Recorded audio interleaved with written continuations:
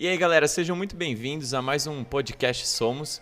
Eu sou o Gustavo, estou aqui com o meu querido Portela. Tudo bem, Portela? Sou eu, Portela. Tudo bem? Muito bom. E hoje a gente está com um convidado muito especial, que é o Fontana. Obrigado pelo convite. Nós que estávamos comentando aqui é nosso youtuber. TikToker. Blogueirinho. Youtuber, TikToker, blogueirinho, que vai fazer a gente bombar aí. Pensa aí em algo pejorativo pra me chamar na linha aí dessas coisas de digital influencer e tal, que eu tô aceitando. Mas é isso, se você quiser se apresentar um pouco mais, falar um pouco da sua formação, né? Que você fez estudo fora e tudo mais, se quiser comentar alguma coisa. Ok, então meu nome é Vitor Fontana, eu sou casado, tenho uma filha linda, chama Lara, pequenininha, que não me deixa dormir. Né? Quantos meses? Ela vai fazer 4 daqui 3 dias, vai fazer 4 meses daqui 3 dias. Provavelmente você que tá vendo isso agora, ela já fez 4 meses, olha só que legal. Já fez 5, já fez 6 talvez. Talvez, vai saber quando que isso vai pro ar. Um ano eu acho que ela ainda não fez. Um ano acho que não fez ainda. Eu sou jornalista de formação, minha primeira formação é no jornalismo, trabalhei em redação um tempo e depois disso fui para teologia, fiz seminário teológico, fiz o mestrado em teologia nos Estados Unidos. Então hoje eu trabalho na IP Alpha, aqui na IP Alpha na área de educação, área de ensino, e trabalho também na Associação Brasileira de Cristãos na Ciência, com divulgação científica e teológica. E o pessoal fala que eu sou blogueirinho, youtuber, TikTok, porque eu tenho um canal no YouTube sobre teologia, Bíblia, esse tipo de coisa. Então acho que a apresentação é mais ou menos essa. Meu diretor ia ficar bravo, hein? E dou aula na pós-graduação do seminário Jonathan Edwards também. Então, olha, quem quer fazer uma pós-graduação em Novo Testamento ou em Teologia Sistemática, eu sou um dos professores desses dois núcleos aí. Sim, muito legal. Eu lembro, eu tive aulas de EBD com você há muito tempo. Eu dei aula para você de EBD, você estava nos adolescentes. Eu estava nos adolescentes ainda. Fez parte, inclusive, do meu processo logo que eu me converti, assim, uma das primeiras aulas que eu tive foi um período que a gente tinha direto com você, não sei se você lembra. Na época, você e tinha mais um garoto que eu não sei nem se você lembra, que é o Matheus, ele hoje está em outra igreja. Às vezes ficava só nós três lá na aula, tendo aula, mas faz muito tempo, eu já tinha EBD com você na época, eu não sei se você já tinha... Não, eu lembro do Matheus, nesse período que você estava nos adolescentes, provavelmente eu estava fazendo o seminário. Eu acredito que provavelmente eu estava fazendo o seminário. Eu acredito que sim. Você é velho? Eu sou velho, cara. Na verdade não, faz uns 6 anos isso, nem tanto. Eu acho que faz um pouquinho mais. Por aí. Foi quando eu cheguei na igreja, mais ou menos, assim, né? Mas, Fontana, a gente gosta muito de ouvir dos convidados sobre um pouco do processo de conversão deles. Tá. Então, se você quiser começar por aí, tanto o processo de conversão, quanto por que você quis ir para teologia depois, largar o jornalismo? Tá relacionado as duas coisas, então acho que dá para juntar as duas coisas em uma só. Assim, eu nasci em lar evangélico, batista, né? Aí eu me converti e vim para a presbiteriana. Não me converti do batismo presbiteriano, gente, não é isso. Mas é verdade que quando eu realmente tive um encontro com Jesus, eu acabei vindo para cá, para a IP Alpha, por uma questão muito espiritual. Era perto de casa. Meus pais iam na Batista do Morumbi. Era do lado aqui. Eu era adolescente, cara. Não tinha como dirigir até a Batista do Morumbi e me engajar de verdade, me envolver para valer. E aí o que acontece? Como eu cresci num ambiente evangélico, eu tinha uma coisa de já saber muita coisa quando eu me converti. Já tinham me falado muita coisa. Eu ia na igreja todo domingo, só que eu me converti só com 17. Então, quando eu me converti, eu tinha uma parada assim. Bom, se eu vou levar essa parada a sério, então não dá para ser numa igreja que está a 40 minutos de distância de carro. Que você não vai frequentar. Exato. E aí eu falei, bom, tem uma igreja presbiteriana que é 5 minutos a pé de casa. Na época eu morava no 6 aqui. Vou lá ver, né? Bom, como que foi o lance da conversão para chegar nessa parada? Foi o seguinte, eu tive uma adolescência na igreja que era uma adolescência de um moleque bonzinho, saca? Não tinha muito problema comigo. Qual que era o meu problema com a igreja? O meu problema na igreja era um só. Era no domingo de manhã. Meu problema gigante com a igreja é, pô, Era acordar cedo? o bagulho, não, pior que não. pensei Era nisso assim, também. cara, Acordar cedo é já que é uma obrigação, tinha que ser de dia de semana. Esse era o meu racional de adolescente. Cara, seria muito mais fácil se a igreja fosse tipo na escola. Então eu já tenho que cumprir essas Eu já horas aqui na levanto cedo, escola, já tenho que ir pra né? lá. Sexta-feira, cara, tem um culto. O Mackenzie me ensinou mal nesse sentido, porque eu fiz, na infância eu fiz o Mackenzie. Pô, tinha o cultinho na sexta-feira, já fiz a obrigação. E aí o que acontece? Meu pai sempre fala disso, assim, o meu avô, na verdade, ele ia pra igreja católica e ele ia cedo, tipo, ele ia na primeira missa que tinha, chegava em casa e falava, cumpri minha obrigação, tá tudo pronto já. Meu não racional preciso era mais parecido com isso.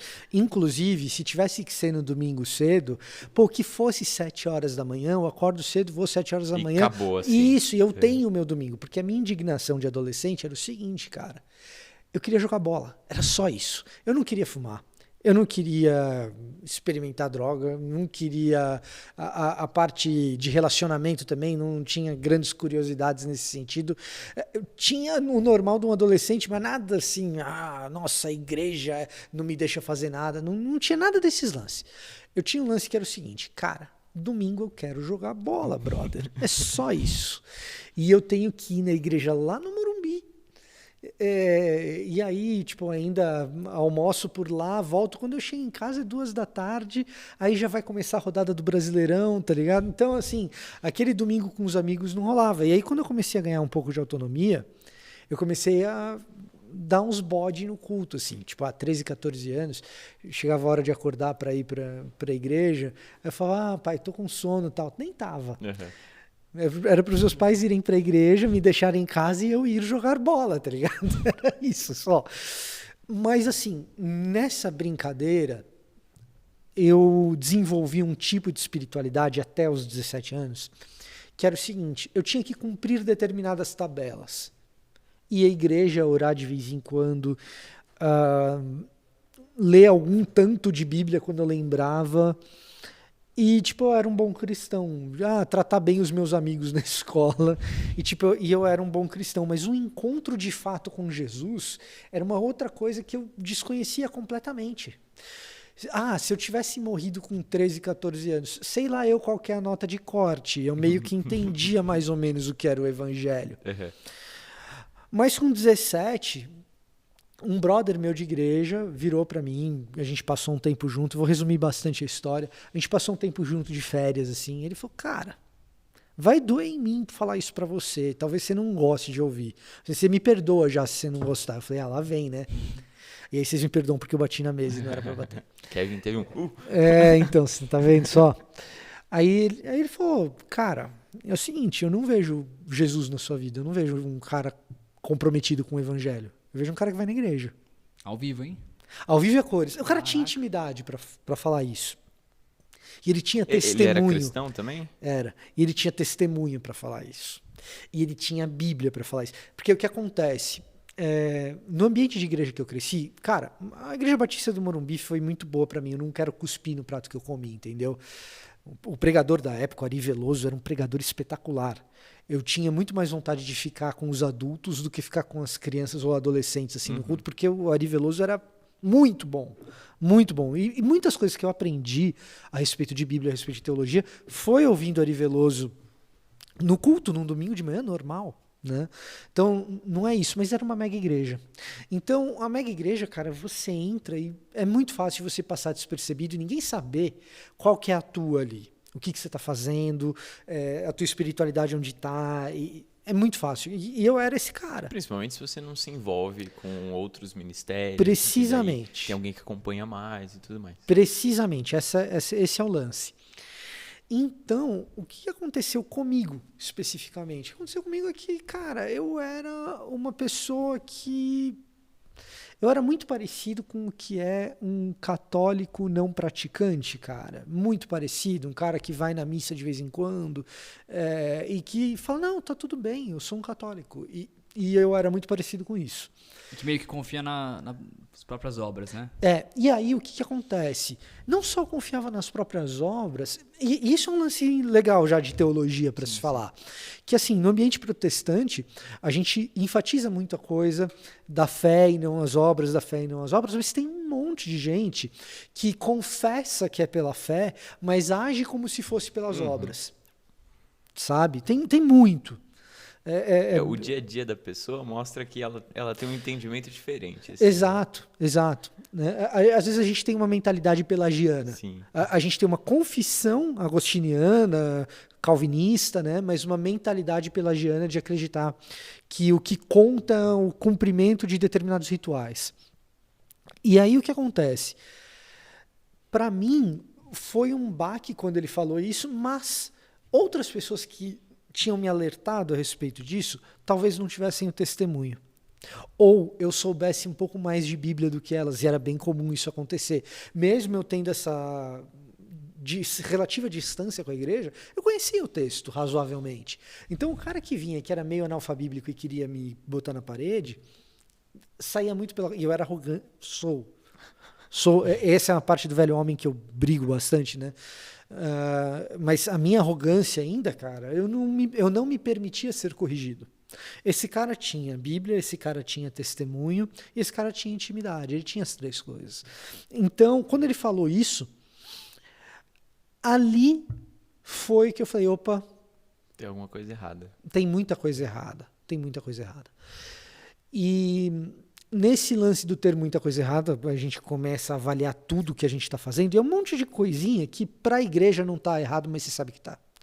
Porque para a igreja, muitas vezes, o que está errado é se você tem um pecado sexual, se você tem algum vício visível, cigarro, droga, principalmente adolescente, né?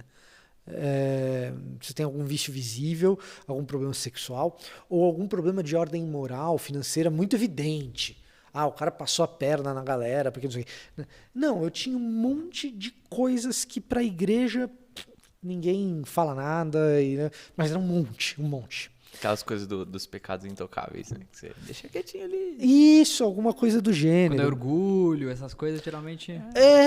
Passa batido. Até por nós mesmos, às vezes. Não, eu olho para minha adolescência e eu falo, foi um péssimo testemunho. Mas não sob os óculos comuns do que a igreja diz, mas no tratamento do cara da minha escola que era meio nerd, por exemplo, tá ligado? Ou do cara que era meio burrão. Peraí, o cara meio nerd não era você? Cara, então, eu tinha um lance na escola, eu gostava de jogar bola, né? Então já tinha um lance... é verdade, o futebol dá uma Já tinha um lance quebrada, assim, né? Que dava uma quebrada, então eu gostava de jogar bola. Eu não ia tão bem assim na escola, eu era meio... Eu esquecia de fazer trabalho, essas paradas. Então, assim, eu ia bem nas provas, mas na nota, assim, eu não me destacava tanto. Eu fui me destacar no vestibular. Então, assim, eu não era o nerd. E as coisas de nerd que eu fazia, eu não deixava ninguém saber. Então, eu gostava de ver desenho japonês, mas eu não era o cara que vestia a camisa do desenho japonês, anime, não sei o quê. Não era, entendeu? Então, as coisas de nerd que eu fazia, eu não deixava ninguém saber. Eu assistia... Aliás, todas essas coisas eu não deixava ninguém saber. Então, na escola eu era o cara do rock, né? Em casa eu assistia o clipe das Spice Girls e dos Backstreet Boys.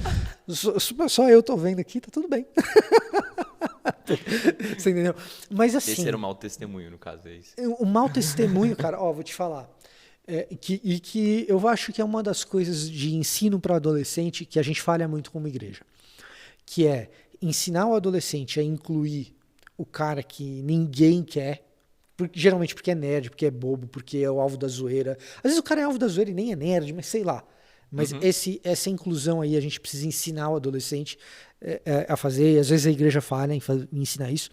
E ensinar o adolescente que é o cara que se dá bem na escola, que vai bem e tal, a ajudar os burrão. Eu era ruim nas duas coisas. Eu zoava o burro que era burro, entendeu?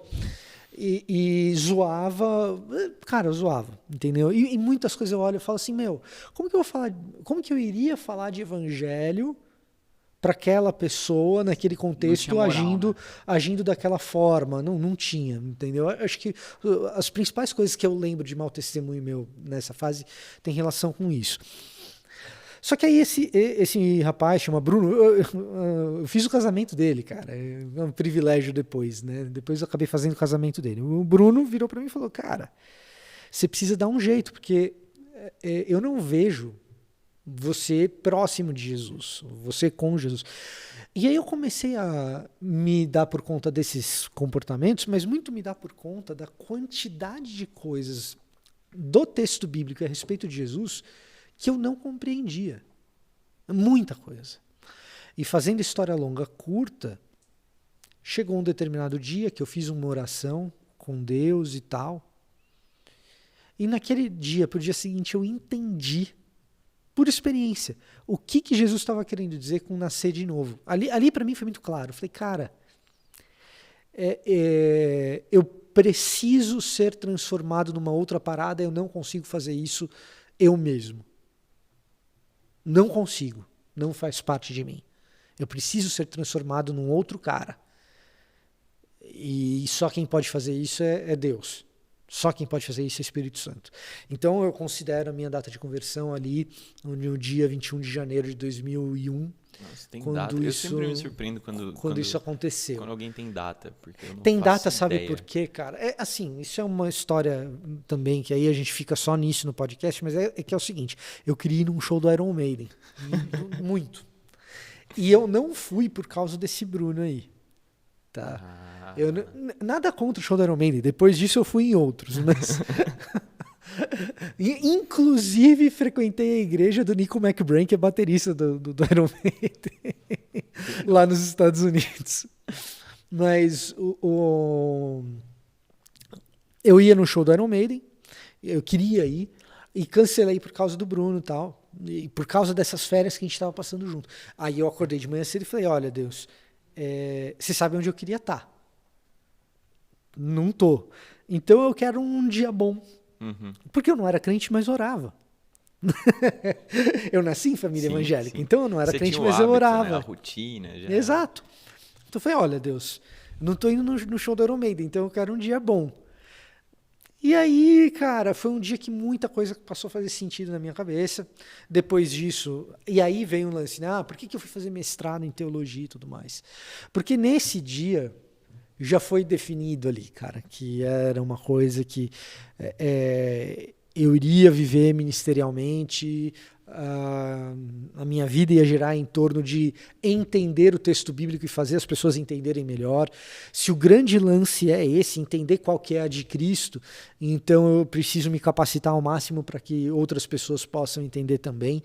Então ali foi tudo, Muitas coisas eu ainda não entendia tão bem como iriam acontecer especificamente, mas ali foi tudo. Ali eu já sabia que em algum momento eu iria para o seminário, em algum momento eu estudaria teologia, enfim, foi ali que aconteceu. E foi ali que eu falei, não, eu preciso ir para uma igreja que seja perto de casa. E aí eu vim para o IP Alpha e aqui fiquei. Olha só, que coisa, hein? E aí você veio, mas assim, você veio para cá só porque era próximo mesmo, não tinha nada que... Não tinha uma questão de ensino, era perto. A decisão de permanecer teve a ver com o ensino. Né? O que aconteceu foi o seguinte, eu vim porque era perto. E ao vir porque era perto, alguns amigos de escola estavam aqui. Amigos não, conhecidos, eu não era amigo de ninguém. Eram pessoas que eu via no colégio, mas que eu não era amigo. Aí eu vim num sábado à noite de jovens, e os caras viraram para mim e falaram assim, cara, você precisa vir amanhã na escola dominical. Mano, eu sou rato velho de igreja, tinha 17 anos, cresci na igreja batista. Quando que o cara de 18, 19 anos vai falar que a escola dominical que é legal? Legal é jovens, pô, que história é essa? Eu falei, esses caras são estranhos. Esses caras são estranhos. Eles têm o grupo lá de cristão no intervalo, no Mackenzie, que eu não vou, não ia porque os caras... Era o Ictus. Eu falei, não vou porque esses caras são estranhos. Não é possível, o Coca fala que foi o Coca ele já que fundou, tava. então ele já tava. Ele já tava. Caracas, o Coca é muito velho. Ele é um ano mais velho que eu. Exatamente um ano mais velho que eu. Eu achei que ele fosse bem mais velho que isso, Né? depois dessa história. Então, pois é. Aí era o Ictus. Eu olhava esses caras do Ictus aí, mano. Tudo um bando de tonto, cara. Eu não vou ficar andando com esses caras aí, não. Aí eu cheguei aqui na igreja, eram esses caras que estavam aqui, entendeu? Aí eles falaram, não, você vem amanhã na escola dominical. Eu falei, esses caras são tontos mesmo. Nunca vi isso. Os caras preferiam escola dominical. Eu falei, deve ser boa essa escola. Escola dominical que tá todo mundo com sono, querendo só dormir. Então. Tipo, não... É difícil. Aí eu vim... E na época era invertido. O culto era 9h30 da manhã e a escola dominical na sequência. Eu vim pro culto. E aí quando eu vim pro culto, o pastor Carlos Alberto era o pastor titular na época, né? E aí ele falou dos visitantes e tal. E eu sentei do lado de 2 desses caras aí. 2 amigos. Ele falou, quem for visitante pela primeira vez, ficar em pé e não sei o quê. Aí eu fiquei em pé, eu era visitante, e eu ouvi um falando pro outro. Falando baixinho. O cara levantou, ele acha que é visitante. A gente fez alguma coisa de errado. Essa frase foi o que me fez ficar. Falei, cara, isso é acolhimento. Essa frase foi o que me fez ficar. Depois eu fui na escola dominical. A escola dominical foi muito boa naquele dia. Muito boa. Aí eu falei, não faz sentido. 5 minutos a pé, eu gostei dos caras. Um deles virou meu padrinho de casamento, que é o Daniel Trigo, Foca. O Trigo. A frase o Foca falou pro Léo Carreiro. Foi um filho do Jairo. Sim, né? Que legal. Então, assim, essa situação aí eu não... Foi o que me fez ficar. Não foi o que me fez vir, mas foi o que me fez ficar. Bacana, legal. E aí você seguiu para estudar teologia e tudo mais.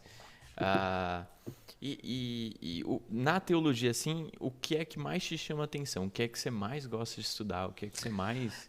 Isso é um negócio interessante, Gus, porque eu já tive muitas... Eu tenho fases, cara. Eu tenho fases. Então, desde que eu comecei, assim, teve várias coisas distintas que me chamaram a atenção. Hoje eu tenho...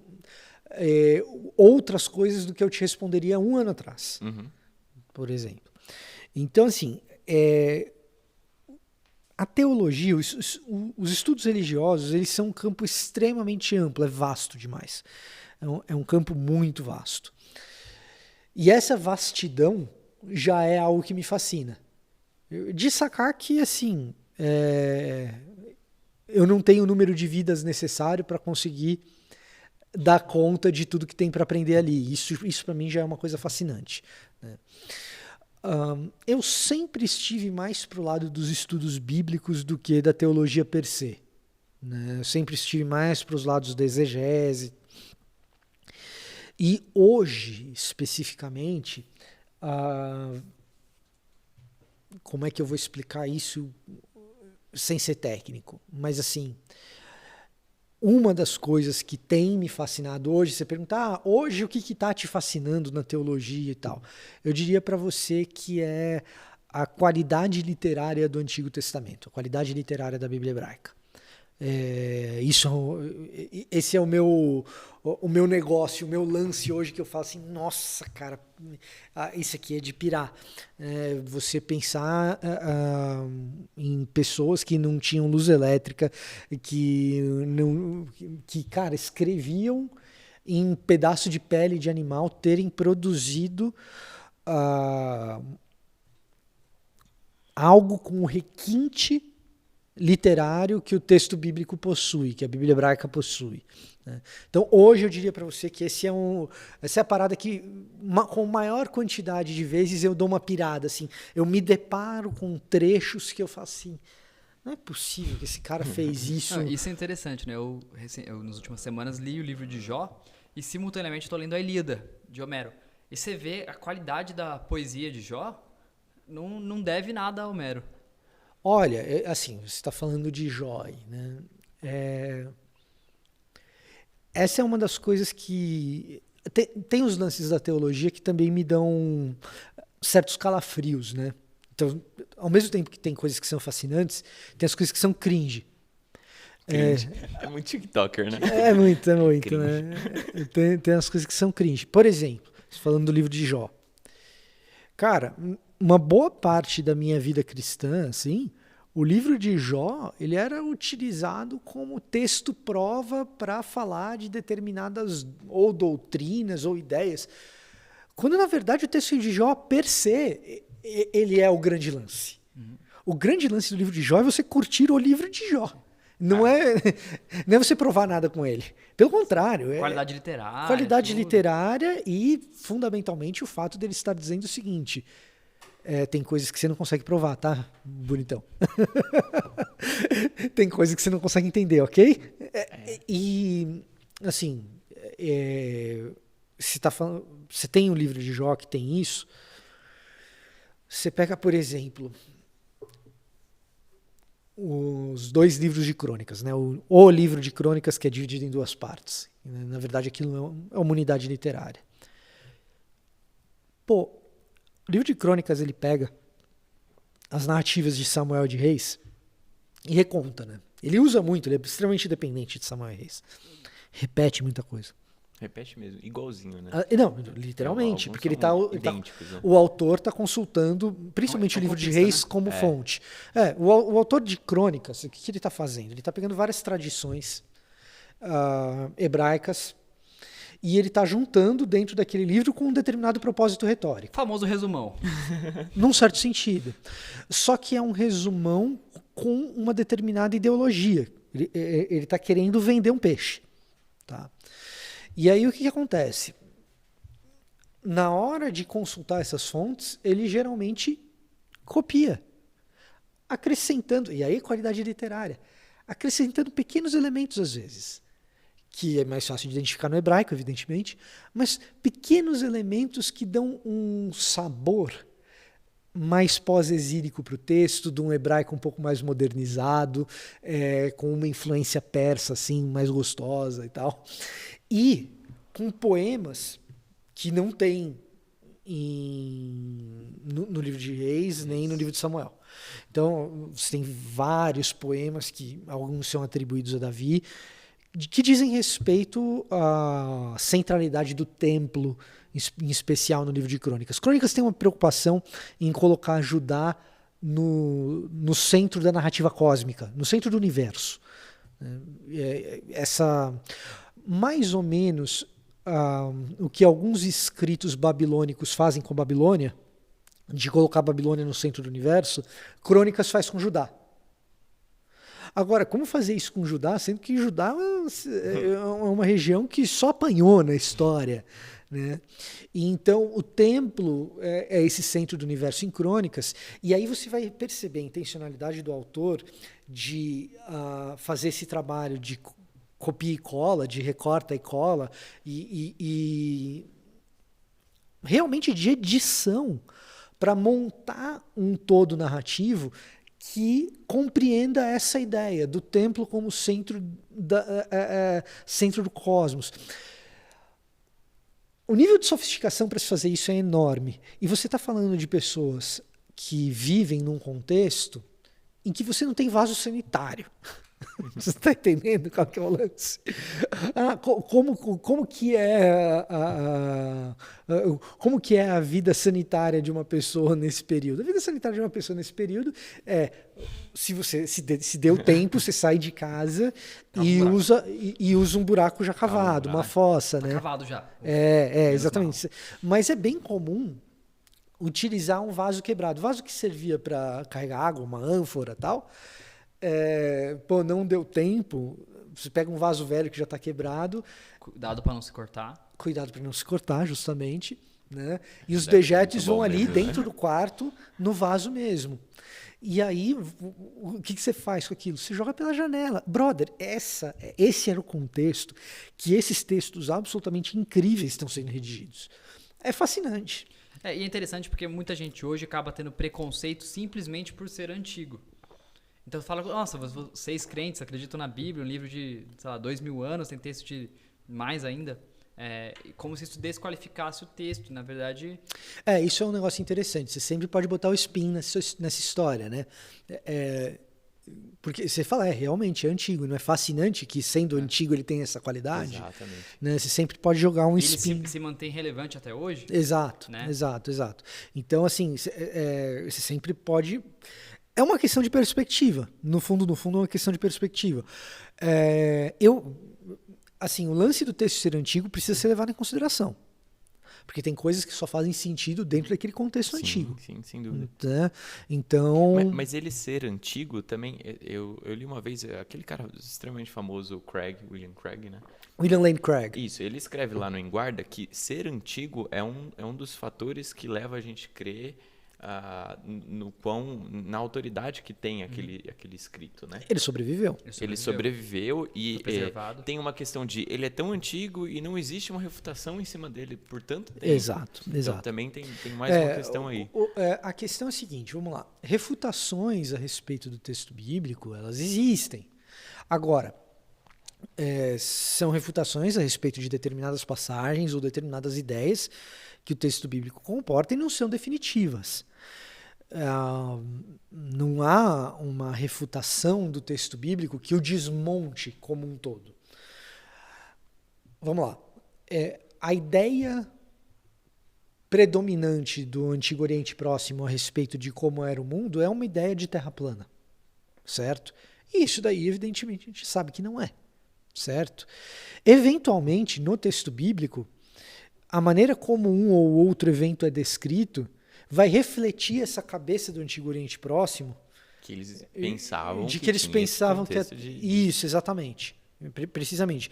Essa cabeça de que o entendimento dos caras funcionava assim. Então, você vai ver lá o dia que o Sol parou. É uma perspectiva geocêntrica, né? Então, tem coisas que você fala assim, não, peraí, isso diz respeito à cabeça do homem antigo. Agora, as coisas que a Bíblia afirma, as coisas que o texto afirma, em especial as coisas que o texto afirma a respeito da história da redenção, apresentam uma resiliência muito razoável, muito razoável.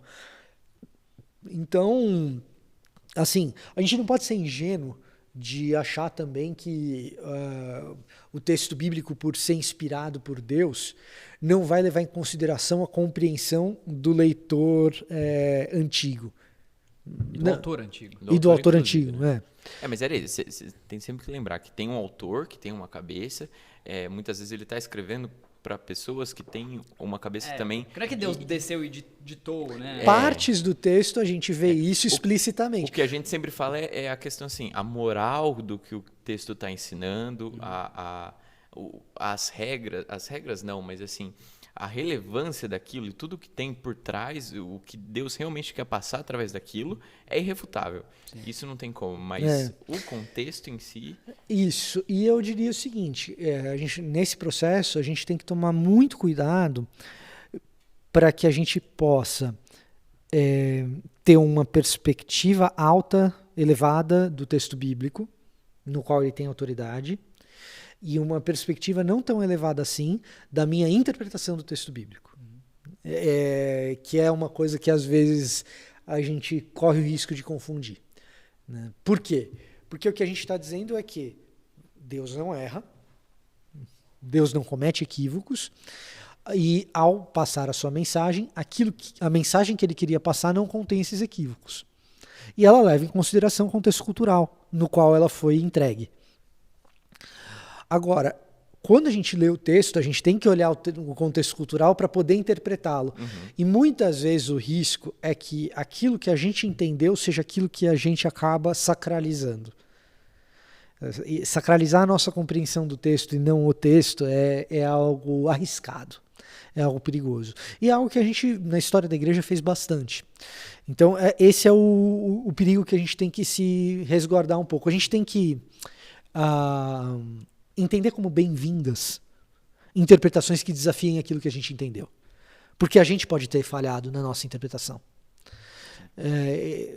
Isso é a única ressalva que eu faço assim, quando começa essa conversa. Agora, no que diz respeito à vitalidade do texto, à sobrevivência do texto até os dias de hoje, olha... é bastante curioso que se lance dúvida tão grande a respeito do texto bíblico e não se lance dúvida a respeito de outros textos antigos na mesma intensidade. Né? E textos que têm um número menor de cópias, que têm uma preservação menos fiel, um número menor de cópias, às vezes com um número maior de variantes textuais. Então, assim, é muito curioso que a gente... Então, um pouco disso é o espírito do tempo. Um pouco disso é uma espécie de lance da modernidade e da pós-modernidade, as duas, que ficaram meio blé do cristianismo, sabe? O cristianismo fez muita besteira e a modernidade e a pós-modernidade ficaram meio de mal do cristianismo. Então vai submeter tem uma o cristianismo, vai submeter o cristianismo a um escrutínio mais rigoroso do que outras religiões e outros corpos de ideias. E, por um lado, é bom que seja assim. Porque quanto mais rigoroso é o escrutínio pelo qual a gente passa, mais sólida fica a formulação daquilo que a gente crê. Então... porque quando vão atacar o cristianismo, eles vão direto na Bíblia, porque não tem jeito, é a base daquilo que a gente crê, né? Se você desqualifica a Bíblia... Mesmo quando a gente vai defender a Bíblia, a gente, tipo assim, tudo que a gente vai defender na nossa fé tá na Bíblia. Então a gente precisa não tem como a gente usar outra base. Se a gente vai discutir com qualquer pessoa, crente ou não, a gente sempre vai pra Bíblia. Então, tipo assim, a gente precisa estudar e entender como que a gente entende o que tá aqui, né? Como é que a gente usa isso. E eu tenho pra mim algo que um amigo meu falava, assim, pra mim a maior prova da autoridade das escrituras é toda a história da igreja, a história dos mártires, as pessoas que morreram por isso, né?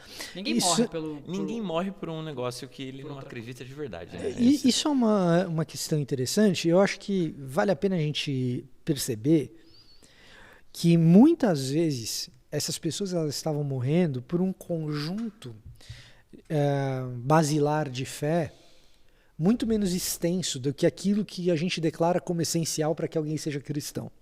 O que eu estou querendo dizer com isso? Para facilitar esse papo abstrato. Por favor. Né? Quando a gente fala no começo da história da igreja, o que o cara precisa acreditar para ser um crente, ele basicamente vai falar na morte de Cristo e na sua ressurreição. Uhum. E aí você vem para o século XXI e se você fala para um batista que tá, ou um presbiteriano que está disposto a morrer pela fé, são poucos, mas tem. O problema é que tem muito mais gente disposta a matar pela fé do que gente disposta a morrer pela fé. Enfim, não sei se batistas e presbiterianos vão matar pela fé, mas enfim, gente ao redor do mundo tem bastante. Mas e você pergunta o que é preciso para ser cristão? Geralmente o corpo de coisas que o cara vai dizer é um corpo muito mais extenso do que os mártires estavam afirmando. Os mártires só estavam dizendo o seguinte: o rei não é César, o rei é Cristo. É isso que botava os caras na cruz. A crucificação que o Império Romano submeteu a Jesus não funcionou porque ele ressuscitou no terceiro dia. Né? Então, a afirmação basilar é meio que essa. A gente vai colocando ali penduricalhos. E esses penduricalhos, às vezes, eles são arriscados também. Quando a gente coloca muito penduricalho, a gente corre o risco, e aí é um risco real mesmo, e aí rola mesmo. O penduricalho fui eu que coloquei? Foi o Portela que colocou? O que acontece? Esse penduricalho pode ser facilmente derrubado. E se a tua fé depende daquele penduricalho para ser o verdadeiro cristianismo, entre aspas, quando ele é derrubado ou pela ciência, ou pela lógica, ou pela experiência na vida real, quando aquilo cai por terra, a pessoa perde a fé. Porque ela acha que desvalida tudo. Né? Exato, porque ela colocou aquele negócio periférico na centralidade da fé dela. Aquilo lá virou basilar, virou fundamental. Então, uma boa parte das discussões que eu tenho, muitas vezes com alguns amigos do tempo de faculdade, alguns amigos que eu tenho que não são cristãos hoje, e às vezes são militantes anticristãos, e eles me procuram, o teólogo, né, cara? É com ele que eu vou... É com ele que eu vou encher o saco. Exatamente, exatamente. Ele nem pode dizer que isso é chato. Né? Eu não tenho essa saída. Não vai fugir, né? Exato, né? Então, assim, quando eles vêm com determinadas questões, o cara vem e fala, mas e isso daqui? Por exemplo, eu tenho um brother, o apelido dele é Físico. Porque a gente fazia... Antes de fazer jornalismo, eu fiz economia no IBMEC. Não terminei. Atual INSPER. E ele fazia lá economia com a gente. Concluiu o curso, né? Só que ao mesmo tempo ele fazia física na USP. Então ele fazia física na USP noturno. Credo, mano. O apelido dele é Físico. Bem, não tem como. O apelido dele é Físico por causa disso. Aí, Nem por ser na USP, mas física. Enquanto você está em outro curso. Enquanto você está no INSPER. Não tem... Exato. Quando você está fazendo economia no INSPER. O cara, ele era... O apelido dele podia ser louco, mas Físico encaixou mas bem. Ele é também. E aí, o Físico, esses tempos aí, uns anos atrás, acho que uns 2 anos atrás, ele veio falar comigo sobre a composição do Pentateuco. Porque o Pentateuco teve vários autores e blá, blá, blá, tal, não sei o quê. Né? Como se aquilo fosse novidade para mim. Falei, Físico? É sério, você descobriu isso daí agora? E aí o que acontece? Se a minha fé ela depende de Moisés ter escrito os 5 primeiros livros da Bíblia na sua integridade, e alguém me demonstra que não foi ele, a minha fé ela cai. Agora, isso é um penduricalho para a fé. Os primeiros cristãos não consideravam isso um elemento central para que eles acreditassem em Cristo na ressurreição e fossem cristãos de fato. E não era por causa disso que eles estavam morrendo, porque Moisés foi o autor do Pentateuco. Agora, tem gente hoje em dia que está disposto a morrer, matar, cancelar, por causa desse tipo de tema. E quando é um penduricalho que eu coloquei, é bastante possível, se não provável, que em algum momento ele seja derrubado. Né? Então a gente tem que tomar um certo cuidado com essas coisas. Agora, voltando ao que você estava falando lá de Jó, olha a volta que a gente deu. Coca, isso é para você. Né? É ele que gosta aí Ele ama isso, cara. Eu detesto quando alguém faz pergunta pro Coca. Porque não acaba. Você pergunta e aí... Agora, voltando no assunto de Jó, tudo a gente pode colocar perspectiva, fazer rodar a coisa. Então o problema é que o texto é antigo. Não é fascinante que um texto antigo seja tão sofisticado? O problema é que esse texto reflete uma mentalidade que não faz mais sentido hoje. Legal, você conhece a mentalidade daquela época, como você adapta isso para a mentalidade de hoje? Quais são os princípios que a gente mantém? É isso, os princípios, exatamente. Né? Então tudo você consegue girar fazer essa perspectiva rodar.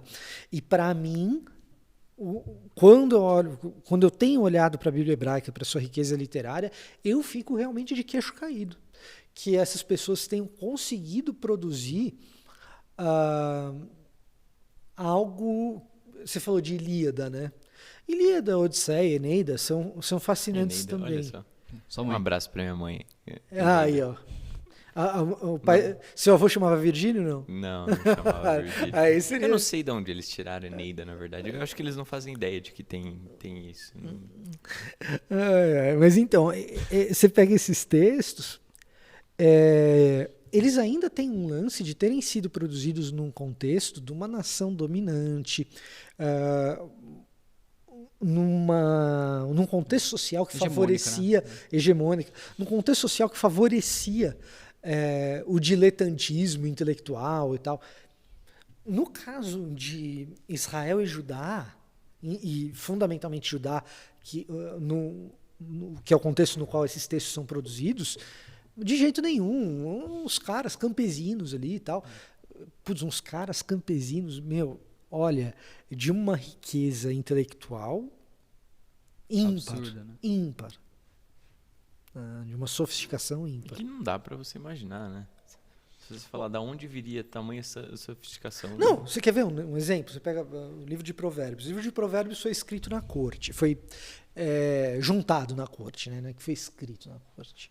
Mas o livro de Provérbios, ele é um compilado de ditos populares de sabedoria, da sabedoria hebraica. Uma boa parte deles, tradicionalmente atribuídos a Salomão, mas não todos. E aí você tem ali na corte do rei Ezequias o treinamento dos jovenzinhos que fariam parte do trabalho burocrático na corte. Eles passavam por um treinamento por meio do livro de Provérbios. O livro de Provérbios foi juntado com esse propósito, para ensinar... Era tipo um catecismo? Rei Ezequias é o rei mais top. É tipo um catecismo. Tipo, vou usar Provérbios como um... É tipo uma... Se você fosse traduzir para o judaísmo moderno, é tipo uma preparação para o bar mitzvah, se você quiser. Mas específico dos jovens que iam trabalhar na burocracia da corte, exato. Você pega ali trechos do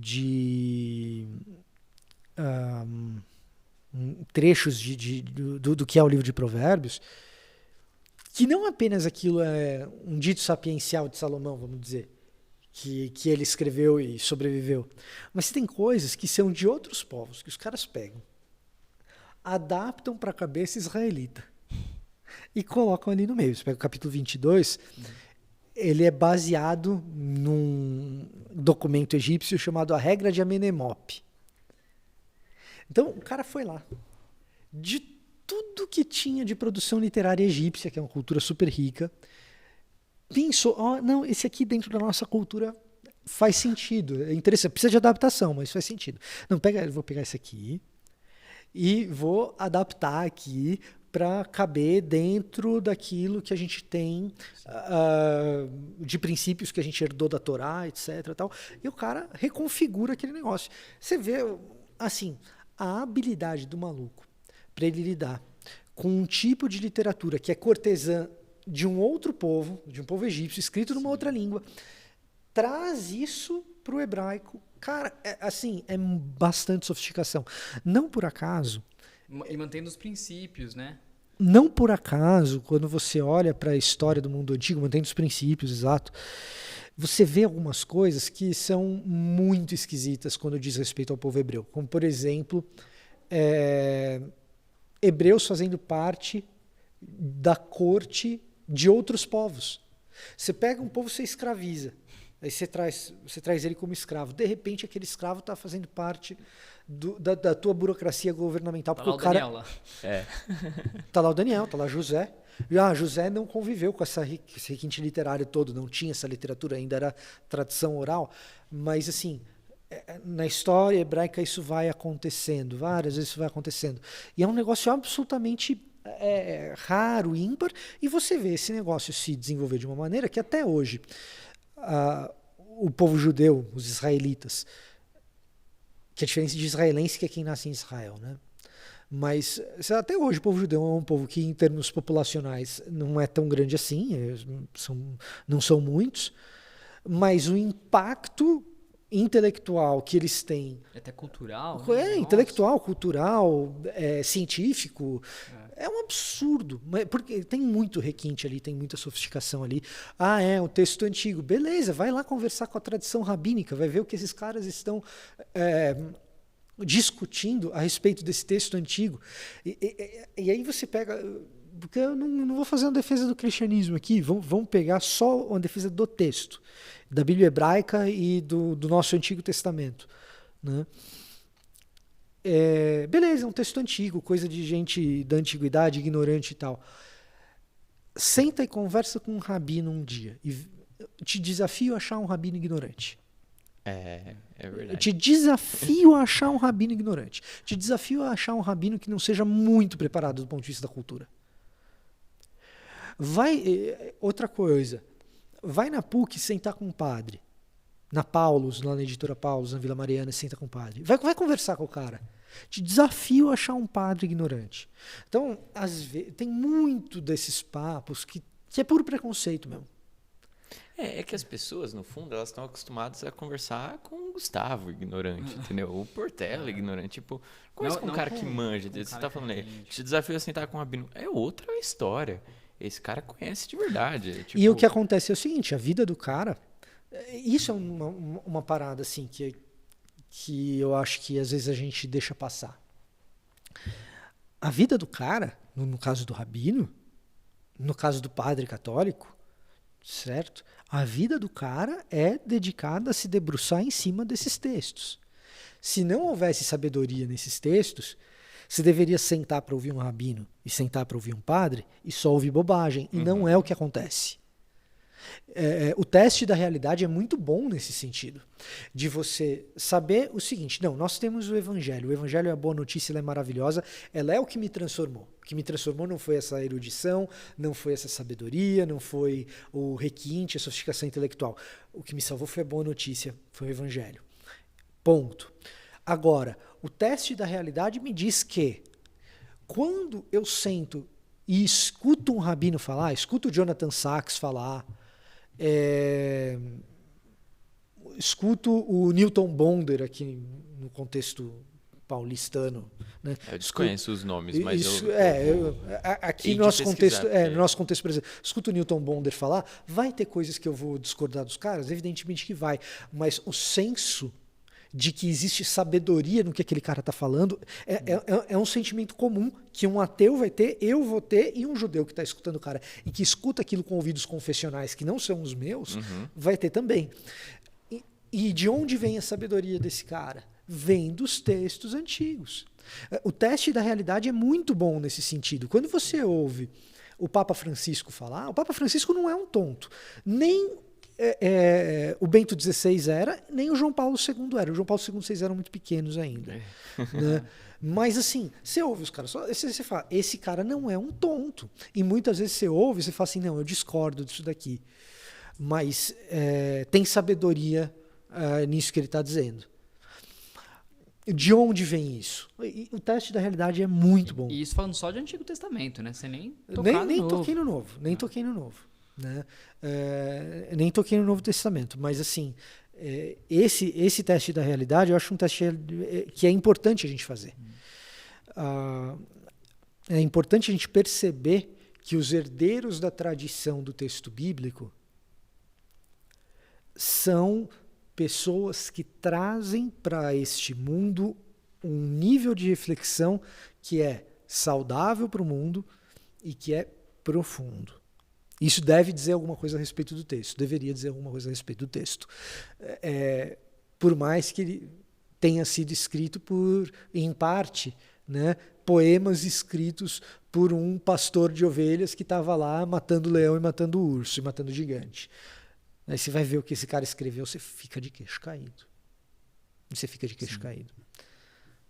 E Fontana, só uma dúvida até pessoal, mas acho que possa interessar as outras pessoas também.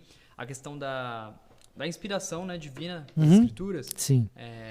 Quais são os critérios que foram usados para definir o que é inspirado? É possível ter livros que foram inspirados que se perderam, que não foram parar no que a gente tem na Bíblia hoje? Essa é uma questão interessante, né? A gente tem, por exemplo, a ideia de que possivelmente, talvez provavelmente, houve uma correspondência entre Paulo e a igreja de Corinto entre as duas cartas que a gente tem na Bíblia, né? Então, sim, entre 1 e 2 Coríntios, aparentemente houve uma carta que a gente perdeu. Segunda Coríntios, e ele cita, fosse, né? Terceira. Tipo isso, precisamente. Ele cita, ele menciona. Carta, mas não é... Ele menciona uma carta que ele enviou e não parece primeira.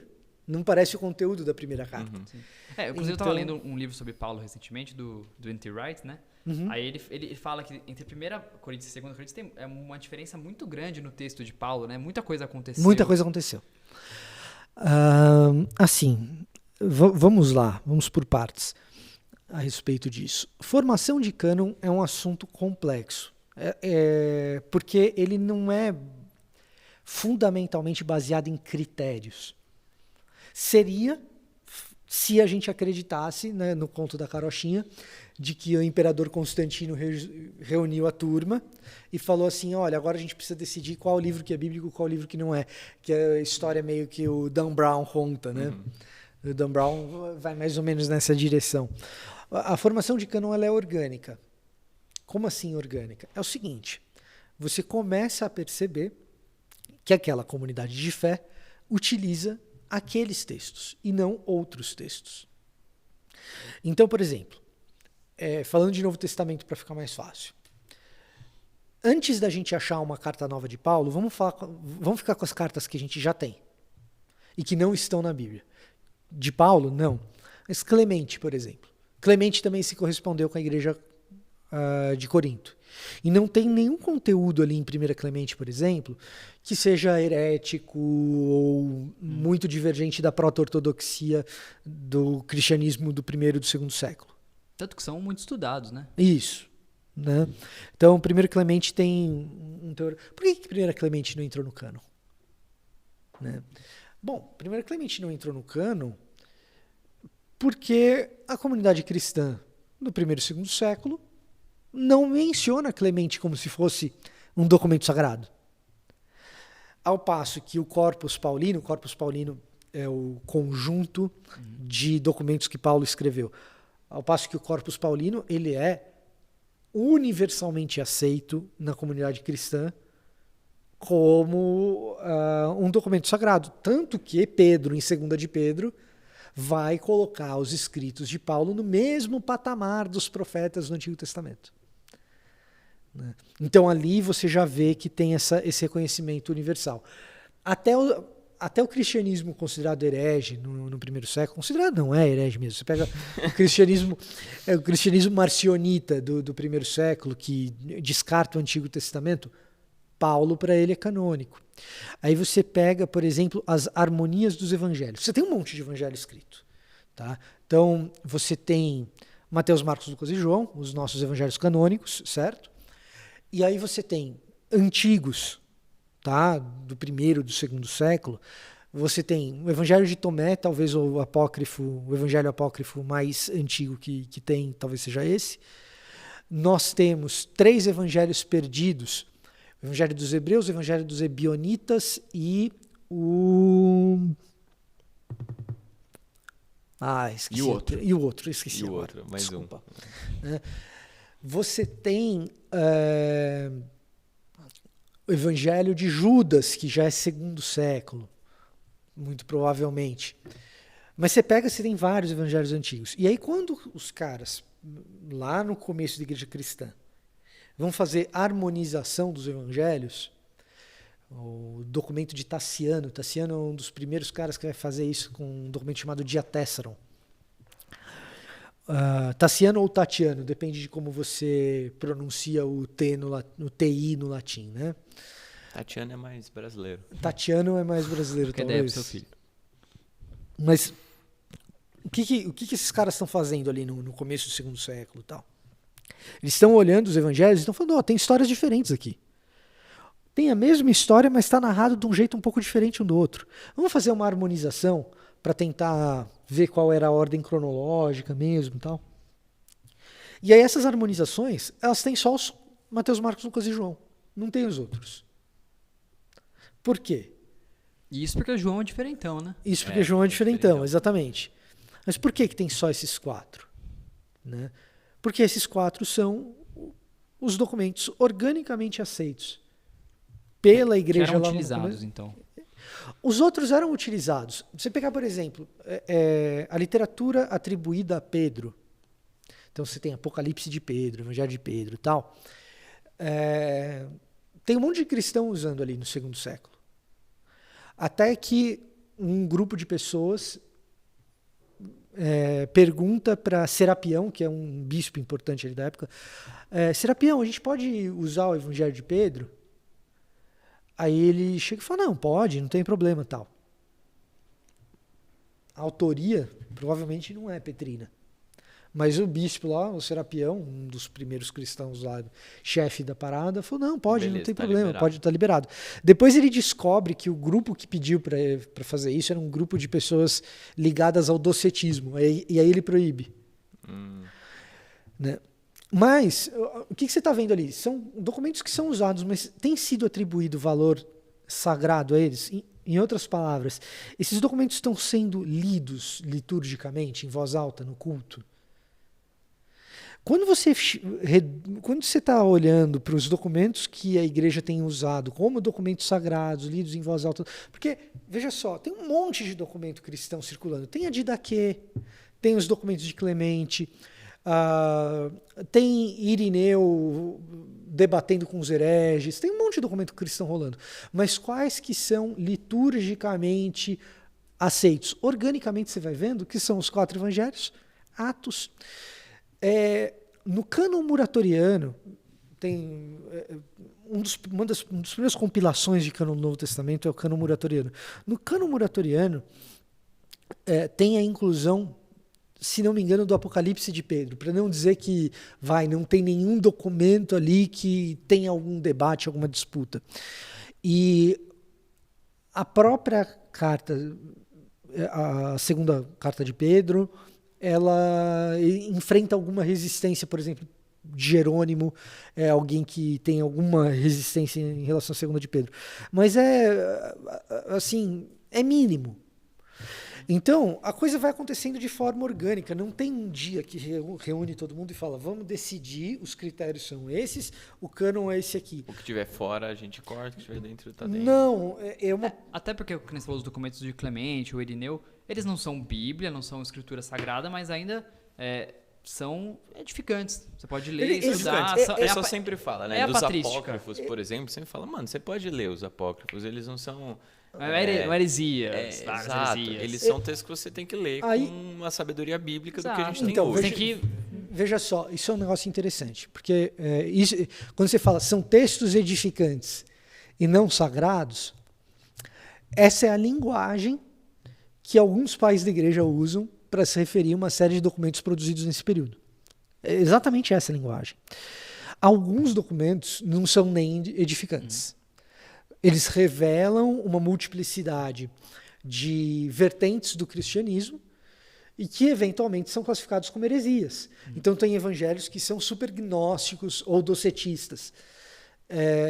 E aí você vai ter vou dar um exemplo aqui. Evangelho da infância de Tomé. Você tem o Evangelho de Tomé é um, Evangelho da infância de Tomé é outro, né? O Evangelho de Tomé é um evangelho de frases de Jesus. É muito engraçado. É como se fosse Jesus falando provérbios, assim, sabe?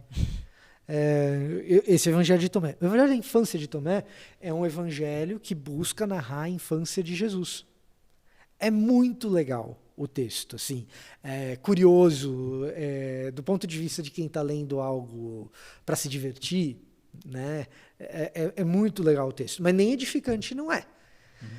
Então, o Jesus que é apresentado ali, cara, eu não quero atrapalhar, dar spoiler, né? Mas tem uma passagem que é super difundida, principalmente no mundo oriental, de Jesus dando vida para passarinhos de barro. Não sei se vocês já viram ilustração disso. Nunca vi isso.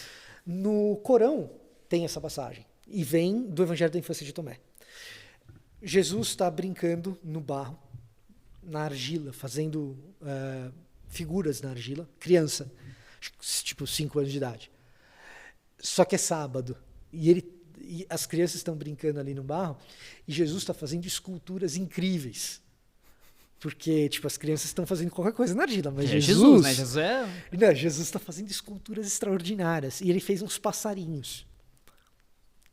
E aí ele faz os passarinhos de barro e alguém vê ele fazendo aqueles passarinhos, e uma coisa é uma criança brincar no barro, outra coisa é o que Jesus está fazendo. Jesus está fazendo artesanato. E era sábado. Então eles vão reclamar com José. Seu filho está trabalhando no sábado e tal. E José vai dar uma bronca em Jesus, junto com os caras vão interpelar Jesus. Pô, você está trabalhando... Cara, que história. Uma fanfic, né, basicamente. Que história. Pô, Jesus, você está trabalhando no sábado e tal. Aí Jesus foi assim, ó. E os passarinhos de barro saem voando. Cara, isso parece muito uma fanfic, né? É uma fanfic. É uma fanfic. É o equivalente a uma fanfic no mundo antigo. Né? É o equivalente a uma fanfic no mundo antigo. Né? Essa é uma das histórias do Evangelho da Infância de Tomé. Mas o Evangelho da Infância de Tomé é um documento extremamente... quando você pega, assim... O que ele está tentando traçar é extremamente voltado assim, para um gnosticismo, para um jeito místico de olhar as coisas meio estranho. Tem um outro episódio porque assim, Jesus é esse cara que está fazendo as coisas que não pode, e José vai dar bronca, ele vai lá e muda a parada. Tá? E é uma criança meio revoltada e tal, no Evangelho da Infância de Tomé, assim, porque ele é um gênio e os adultos não o compreendem. Não entendem. É meio assim a parada dele. Aí chega um cara e fala: José, você está falhando na educação desse moleque. Eu, que sou um doutor da língua, posso te ajudar. Deixa eu dar aula particular para ele. Vai ensinar o grego para Jesus, né? E aí Jesus chega e responde mais ou menos assim. Eu não vou citar literalmente porque eu não decorei o Evangelho da Infância de Tomé. Mas o Jesus responde mais ou menos assim para o cara: você não conhece nem os mistérios do alfa e já quer me ensinar o beta? Essa ideia de conhecer os mistérios do alfa é que por trás do alfabeto existe um determinado mistério não revelado e tal, que é uma parada bem típica do gnosticismo. Então, tem coisas que nem edificantes não são, que na verdade são uma fé concorrente, que é uma heresia mesmo. Tem outras que não, tem outras que você olha o documento ali e você fala assim, não, é realmente isso Mas a daqui patrística, no geral, é respeitada, né? No geral mas a gente tem que ter muito cuidado. Você pegar, por exemplo, Jerônimo, já citado aqui, Jerônimo, ele era um antissemita, assim, doente. É um cara que não entendeu Paulo no que diz respeito aos judeus, e a gente tem que ter um certo cuidado com essas coisas, porque Jerônimo é um cara que acha que tem que matar judeu porque os judeus mataram Jesus. Certo? Hitler leu Jerônimo, né? Então, aí que tá. Hitler leu Jerônimo ou Hitler leu Kittel, que leu Hegel, que leu Lutero, que leu Jerônimo? Então tem determinadas ideias que elas vão permeando a história do cristianismo e elas não são nada agradáveis. Né? O antissemitismo é uma delas. E que não tem nada a ver com Bíblia, mas vão permeando a história do cristianismo e chegam em... Cara, Hitler, vamos falar do nazismo, é só o evento, é terrivelmente um evento próximo de nós a respeito do antissemitismo. Mas, na Idade Média, o que os cristãos fizeram com os judeus tem coisas assim dignas do nazismo. Matar a mulher grávida, assim, e não é só matar a mulher grávida, é tipo abrir a barriga da mulher grávida para matar e matar o feto lá dentro. Assim, filme de terror. Filme de terror. É filme de terror. É filme de terror. Então, assim, tem coisas que a gente tem que ler com um grão de sal, porque não é Bíblia, é pai da igreja. Sim. Por isso que essa diferença. A gente frisa assim, né? O que tem hoje é o que a gente toma como autoridade, né? A gente pega a Bíblia fechada e fala, esses textos são, sem dúvida alguma, inspirados por Deus, e a própria Escritura garante isso pra gente. São 66, nenhum mais. Existem muitas outras defesas, né? Eu sei que talvez não tenham critérios exatos, mas tem muita coisa que é levada em consideração para eles estarem aqui. Tem muita coisa que é levada em consideração para eles estarem aí, mas o principal que é levado em consideração é o que foi universalmente aceito pela comunidade cristã como documento sagrado no primeiro século e o que era lido liturgicamente. Né? O que era lido liturgicamente é o que está sendo levado em consideração como inspirado. É o que está sendo colocado no Novo Testamento no mesmo patamar do Antigo. A dúvida é o que do Antigo que a gente leva em consideração como canônico, porque o processo de formação canônica do Antigo Testamento é mais complexa do que a do Novo. E aí tem um determinado momento em que existe uma batida de martelo, e não é nossa. É uma batida de martelo no Concílio de Trento da Igreja Católica, quando os 7 apócrifos do Antigo Testamento que estão na Bíblia Católica e não estão na Bíblia Protestante são oficializados como canônicos no ambiente católico. Mas eles já eram utilizados. Então, assim, se você pegasse, você pega a Vulgata, que era o texto tradicional católico, você teria ali os 7, né? Primeiro e segundo Macabeus, Tobias, Judite, Baruque, Sabedoria Eclesiástico. né? Você teria ali esses documentos. A Bíblia que Lutero traduz tem esses documentos como um apêndice, justamente porque eles não são inspirados. O texto massorético não tem esses 7 textos. Se você comprar uma Bíblia hebraica, hoje, vou comprar uma Bíblia hebraica traduzida para o português, não vai ter esses 7 textos. Se você pegar a Bíblia hebraica Stuttgartense em hebraico, não vai ter esses 7 documentos. Mas, assim, a questão de cânon, o que tem que ficar na cabeça? Assim, o que eu acho que é importante? Primeiro, é orgânico. Primeira coisa, é orgânico, tanto para o Antigo Testamento quanto para o Novo Testamento. Não é um conselho que vai lá e bate um martelo. Segundo, nessa organicidade existe uma grande concordância, uma enorme concordância entre as pessoas de que esses eram os textos que deveriam estar ali. Tá? Então, assim, existe uma enorme concordância. Quando você vai ter discordância, vai ser um grupo minoritário, como, por exemplo, Marcion, que vai descartar o Antigo Testamento. Mas o marcionismo é um grupo minoritário. Então, a gente tem isso daí muito bem definido. O que a gente pode afirmar? Bom, os autores do Novo Testamento reputam o Antigo Testamento como inspirado por Deus. E do que eles estão falando quando eles falam isso? Eles estão falando dos 39. Que é o Antigo Testamento que eles têm na mão, e é o que eles mencionam. São os livros do Antigo Testamento que são citados e mencionados no Novo Testamento, como fontes de autoridade. Tá? A exceção, 1 Enoque. Só que 1 Enoque é mencionado por Judas positivamente, talvez como fonte de autoridade, e por Pedro, em 1 de Pedro, negativamente. Então, certo? Acaba descartando. E no Novo Testamento, o próprio Novo Testamento atribui a Paulo e aos apóstolos a mesma autoridade dos 39. Então, por isso que a gente tem uma certa confiabilidade para dizer, olha, são esses 66. Mas, em último caso, o que a gente tem não é uma prova científica de que esses são os livros inspirados por Deus. O que a gente tem é a fé no testemunho apostólico de que esses são os 66. Sim, exatamente. No fim vai entrar a questão de fé. E aí, assim, já até caminhando um pouco para o final, se você pudesse dar um conselho para alguém que quer estudar esse tipo de coisa, assim, cara, porque assim, é um estudo apologética, complexo, tanto a apologética da coisa, quanto entender a formação da escritura e tudo mais. Como que a pessoa pode buscar um estudo nesse sentido, alguma coisa? Eu acho importante sempre dizer que existem 3 maneiras de você abordar o assunto confiabilidade do texto bíblico.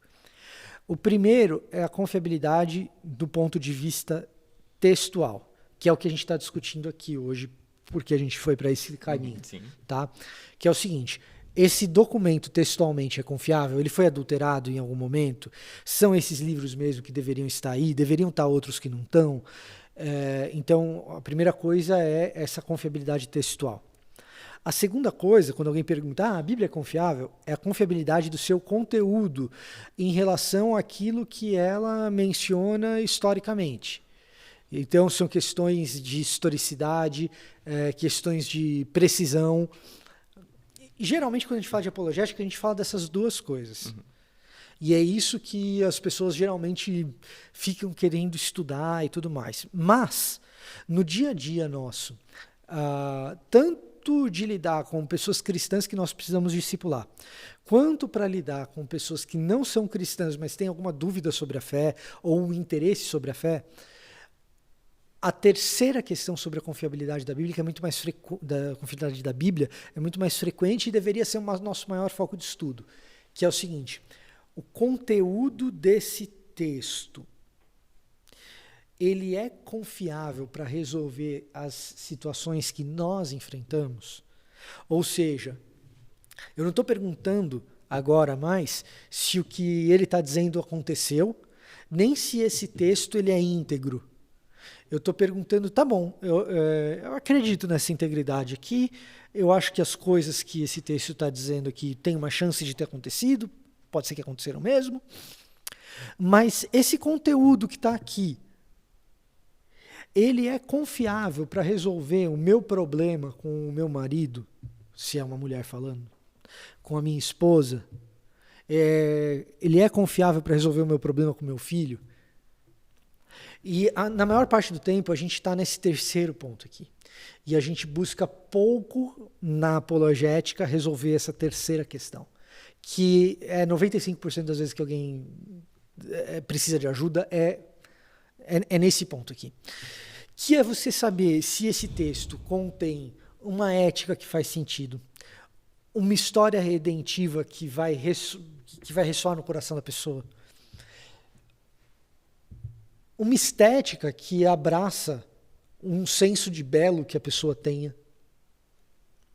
Então, esse texto ele é atraente, ele é sedutor, ele conversa com as minhas dores. E aí, para estudar essa terceira coisa, né? Eu quero me aprofundar nisso, nessa terceira coisa. A melhor maneira é fazer aquilo que você falou no começo. Eu li o livro de Jó, cara, e eu fui comparar. E ele é incrível. E muitas vezes o que vai acontecer é que a própria experiência de leitura do texto bíblico vai te conferir essas coisas.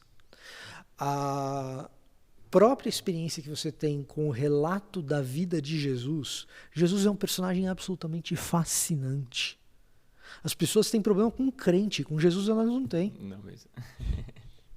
Com Jesus elas não têm. As pessoas têm problema com crente, as pessoas têm problema com igreja como um todo, com instituição. Com Jesus elas não têm.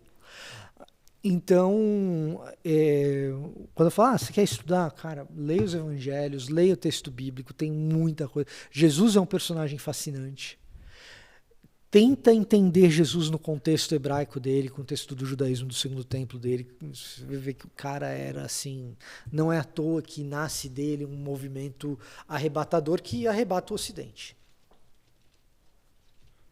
Top, muito bom. A gente tem, você tem alguma recomendação de filme, livro? Vocês fazem isso, né? Vocês fazem uns 12 livros. Deve ter uns 30. Não, tem bastante literatura. E assim, isso é uma outra coisa interessante.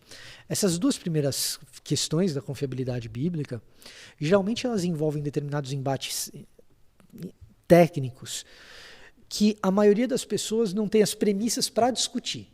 Uhum, tá? Sim. Então você vai falar sobre manuscritologia. Cópias. Qual cópia é mais confiável e tal. Para falar sobre manuscritologia, você tem que entender o idioma original. Quem entende o idioma original no dia a dia? O grego ou o hebraico? Pouquíssima gente. Então, um outro motivo que às vezes eu fico meio assim, será que a gente tem que se concentrar tanto nessas duas coisas? Eu fico assim, às vezes fica dois doidos falando de coisa que nenhum dos dois entende muito. Uhum, sim. Certo? Para falar sobre essa terceira coisa, tem algumas coisas que eu acho que dá para indicar. Canal no YouTube? O meu canal no YouTube? Pode ser, talvez, quem sabe. Para quem tem o idioma inglês, para quem fala inglês bem, tem um poeta chamado Malcolm Guite. Guite escreve G-U-I-T-E, Malcolm Guite. O Malcolm Guite, ele é poeta. E é só isso que você precisa saber. Ele é um senhor poeta. E eu acho que vale a pena ler porque ele vai traduzir para o coração das pessoas aquilo que o texto bíblico no mundo antigo posiciona ou diz. Então, esse é um cara que vale a pena ler. E poema, cara, sabe o que é legal de poema? O poema você hoje em dia joga lá na internet e tá lá, você não precisa comprar o livro. O cara vai lá e bota lá na internet. Então, eu acho que é uma boa indicação. Tem um estudioso do Antigo Testamento que se chama Walter Brueggemann. Esse tem livro em português. Eu acho que ele é um cara que ajuda muito nesse sentido. É americano, de origem alemã. O nome Brueggemann é bem alemão, né? Mas é um americano de origem alemã. Acho que ajuda muito nesse sentido. E mais próximo da nossa cultura, tem 2 outros poetas que eu acho que valem a pena. Um é o Nejar, o Carlos Nejar, que é um dos maiores escritores brasileiros. Aliás, literatura brasileira ajuda demais, tá? Guimarães Rosa, Machado de Assis, esses negócios ajudam muito você a criar sensibilidade. Ah, mas eu estava na adolescência, eu li, foi chato, não sei o quê. Você era adolescente. Eu acho que literatura no geral até, né? No geral. Agora, próximo da nossa cultura aqui e tal, eu acho que o Marcos Almeida faz um baita de um trabalho. Vai ouvir uma palavra antiga que você está fazendo muito bem para sua alma, sabe? E eu acho que vai te ajudar mais do que se debruçar em cima de literatura técnica, dias e dias e dias, coisa que você pode também fazer, se você quiser. Começa pela música, se você gostar, você aprofunda. É verdade. Músicas boas, inclusive. Legal, beleza. Aí tem uma pergunta do nosso catecismo, do maior, que daí a gente queria ler, que pergunta assim, né? Como se demonstra que as escrituras são a palavra de Deus? E aí ele vai responder que demonstra-se que as escrituras são a palavra de Deus pela majestade e pureza do seu conteúdo, pela harmonia de todas as suas partes, pelo propósito do seu conjunto, que é dar toda a glória a Deus, pela sua luz e pelo poder que possuem para converter os pecadores e para edificar e confortar os crentes para a salvação. O Espírito de Deus, porém, dando testemunho pelas Escrituras e juntamente com elas no coração do homem, é o único capaz de completamente persuadi-lo de que elas são realmente a palavra de Deus. Que acho que entra muito no que você falou do terceiro ponto. Eu acho que é totalmente isso. Né?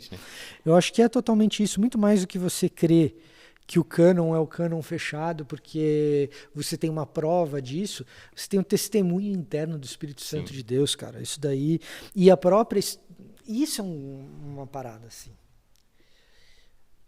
A escritura, ela te transforma. O contato com ela te transforma. Então, quando a gente fala de o que me faz crer, se eu estiver procurando historicidade, prova concreta, objetividade, eu só estou tentando abastecer a minha necessidade moderna, que veio aí com a epistemologia pós-Descartes, sabe? Eu só estou tentando abastecer um jeito de pensar de determinadas necessidades que às vezes são até cientificistas.